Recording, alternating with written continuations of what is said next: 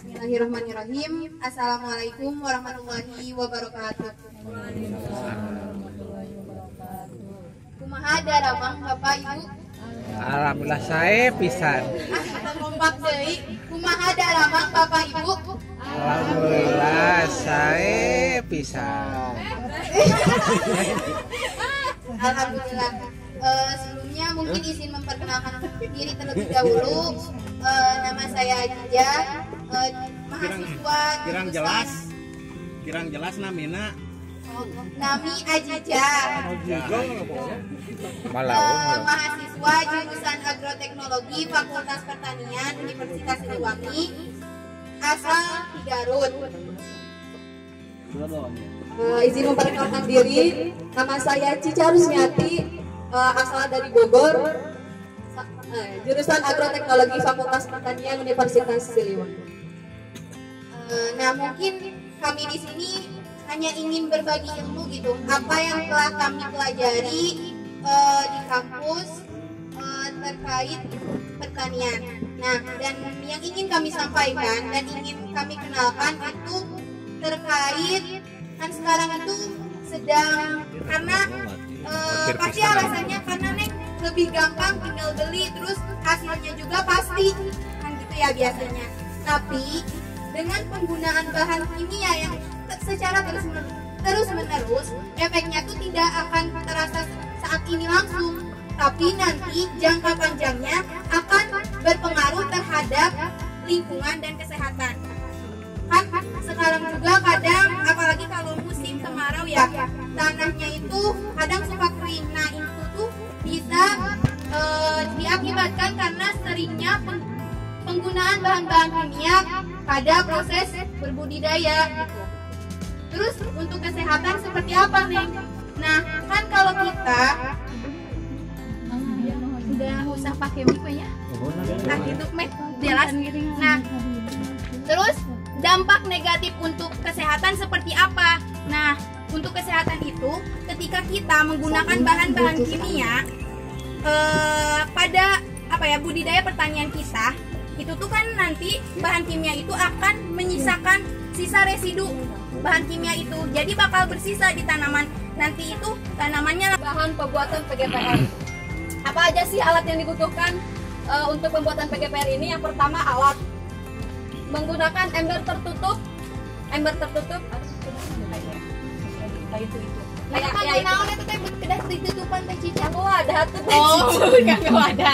Terus yang kedua ada kompor. Terus yang ketiga dandang atau panci. Nanti fungsinya untuk merebus si adonan. Terus ada pisau, kemudian wadah, yang terakhir pengaduk. Nah terus bahan-bahannya apa aja sih? Yang pertama akar bambu sebanyak 250 gram. Kenapa kita menggunakan akar bambu? Karena di sini kita kan tadi menggunakannya PGPR dari akar bambu. Tadi kan udah dijelasin sama Teh Ajija bahwa akar bambu akar bambu kan banyaknya kayak Namun istilah di kampung kan aya bambu teh bambu awi bokol, awi tali, awi ampel. Nah iya teh kemarin teh kami membuat dari bambu hijau.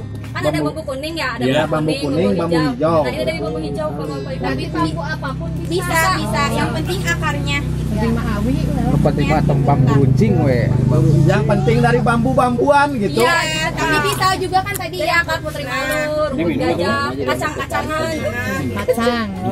Kacang, Lauk diminum. kacang wae. Lanjut ya ibu-ibu. Ya.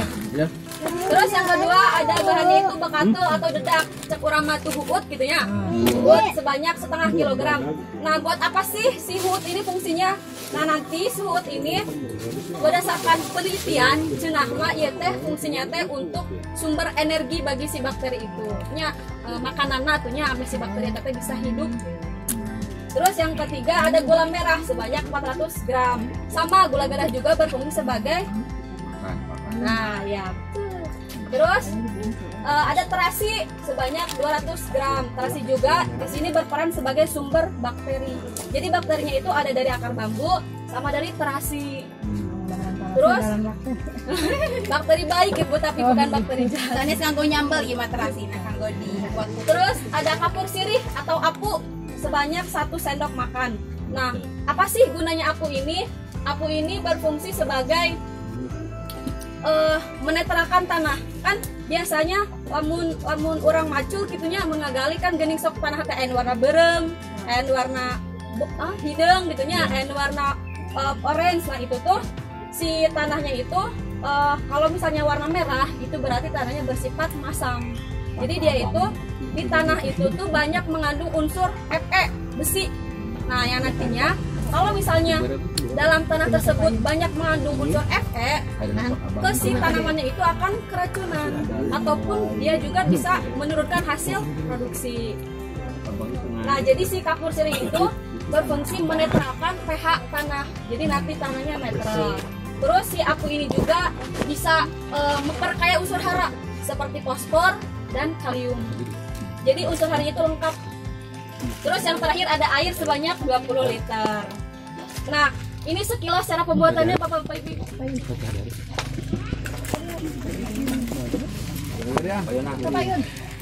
Nah, ini akar bambunya. Terus yang ini hasil yang udah direndam akar bambu. Iya. Rendam akar bambu dalam simpan Lanjut ke cara pembuatannya. Kumasin neng cara pembuatannya. Nah, yang pertama, rendam akar bambu dalam 1 liter air dan simpan selama 3 malam sebagai biang. Nah, sebelum akar bambu direndam, si akarnya itu tadi harus dicuci terlebih dahulu. Dicuci tapi jangan terlalu bersih. Dicuci, habis itu nanti dikering anginkan. Tapi jangan di bawah sinar matahari langsung.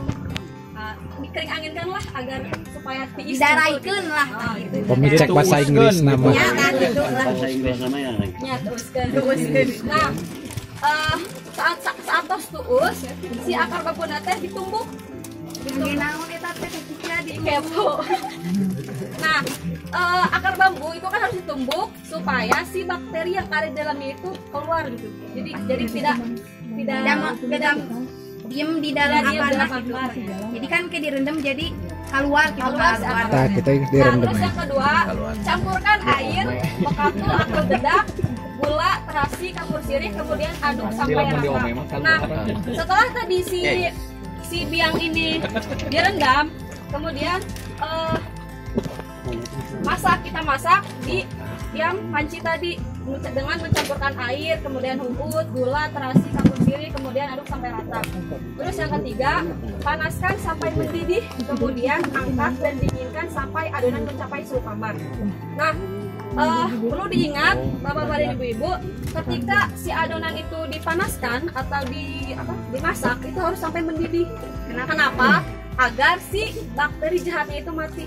Jadi ameh itu bertarung jeung si bakteri nu baik ieu gitu. Terus setelah dingin, masukkan 1 liter biang PGPR, biang nu ieu, dan aduk sampai rata. Nah, harus si biang ini tuh harus dimasukkan ketika adonan sudah dingin agar si bakteri ini tidak mati. Terus yang terakhir, tutup rapat-rapat adonan tersebut dan simpan selama 1-2 minggu yang disebut dengan proses fermentasi. Nah, ketika tadi sudah dimasukkan biang PGPR-nya, kemudian adonan tersebut dimasukkan ke dalam ember tertutup. Harus ditutup dengan rapat-rapat. Kenapa? Karena agar tidak ada udara yang masuk ke dalam ember tersebut. Soalnya kan ini fermentasi yang tidak membutuhkan oksigen. Kalau misalnya si oksigen atau orang kuliah bacana O2 masuk ke dalam ember tersebut, nantinya akan gagal. Nah, terus setelah selama proses fermentasi, si adonan tersebut itu harus dicek Bapak minimal 2-3 hari sekali. Sambil diaduk-aduk. Kenapa? Agar tidak meledak.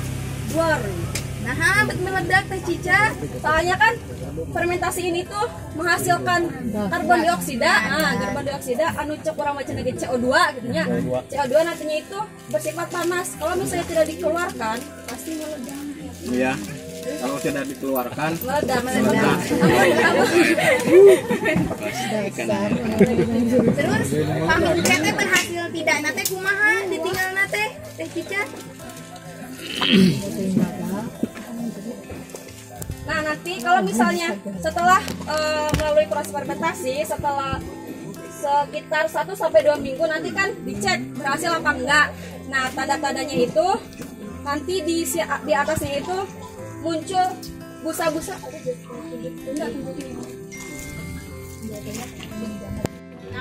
Dari 1 liter air nya manangkon ningali gerala tanah. Jadi bahan-bahan ieu mah kanggo 20 liter air pas masak. Ataupun garutkan dulu pakai air. Tapi memang bagusnya itu biasanya dilarutkan dulu ke dalam air. Cuman waktu ukurannya nanti dijelasin nanti. Kalau pupuk cair biasanya kan pakai air lagi. Ya dilarutkan. Misalkan Berapa mili per ada pakai uut, terus terasi kan nanti ada endapan ya si dedak ada sisanya. Nah itu si bahan padatnya itu bisa digunakan buat pakan ternak. Gitu, buat pakan ternak bisa buat lele, buat sapi bisa. Karena kan ini teh sebelum apa dimasukin ke dalam botol teh disaring terlebih dulu. dahulu. Nah, kan ada sisanya ya yang kayak bahan padatan-padatannya. Nah, itu tuh Ah, nah itunya teh bisa buat kompos, buat pupuk lagi, bisa juga buat pakan ternak. Jadi nggak ada yang dibuang gitu lah. Nah, terus juga kan ini tuh udah buat gini. Nah, ini tuh bisa kita perbanyak lagi. Jadi kita teh nggak perlu lagi menggunakan akar lagi. Bisa diperbanyak. Ya, jadi ini teh sebagai biang juga bisa. Jadi nanti diperbanyak lagi. Terus tambahannya naon? Tambahannya mah sama nambahan gula, terasi, sama dedak dungkul. Jadi Seperti yang tadi gitu. Ya, gitu. Sama nya tangan teh ngangge akar deui gitu.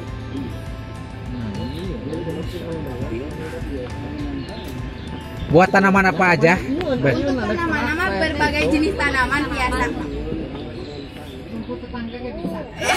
Benten deui eta mah. Rumput tetangga. Nah, ini mah kantun sasarengan bener panginten anu hoyong praktik boleh Potongan gitu. nuhun tah. Tah terus si gulana nu bade ngirisan mangga Bapak Ibu. Mananya tadi bahan-bahan alat-alatnya? Siapkeun peu. Breaker ya.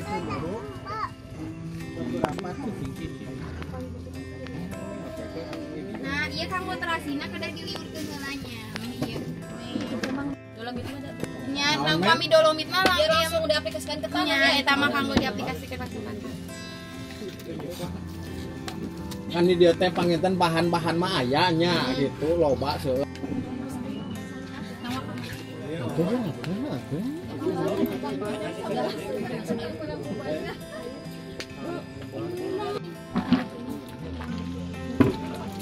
Punten, Pak.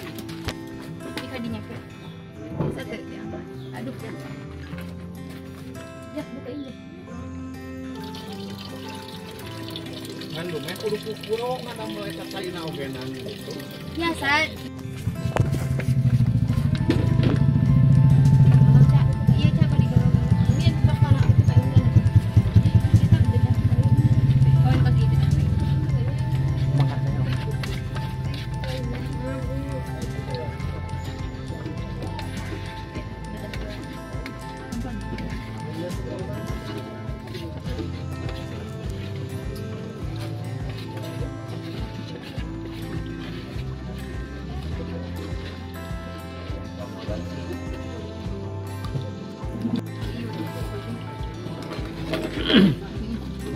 Bahannya aya di urang gitu meja manusia.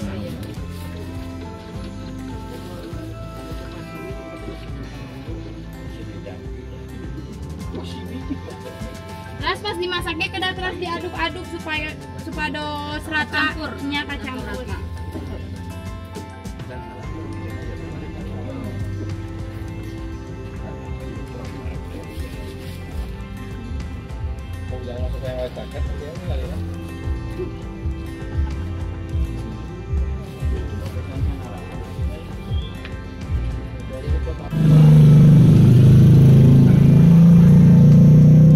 Masaing. Iya teh pas terus fermentasi terus kita hasilnya teh dia ada bisa kayak gitu. Iya, terus pasti aduk.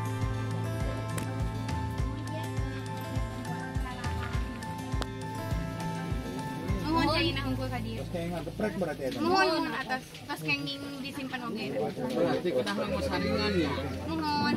Teu oge teh sawios engke kan di akhir disaring deui.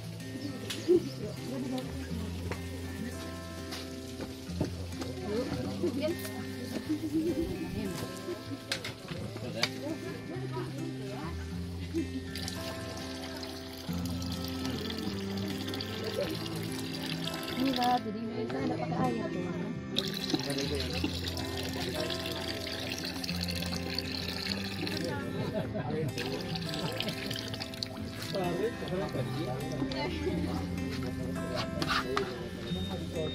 Kayak ditutupan deui tapi cing lapet. Masih membeleduk. Ini membeleduk. Berarti upami paket anu tinggal ngetan ya tadi.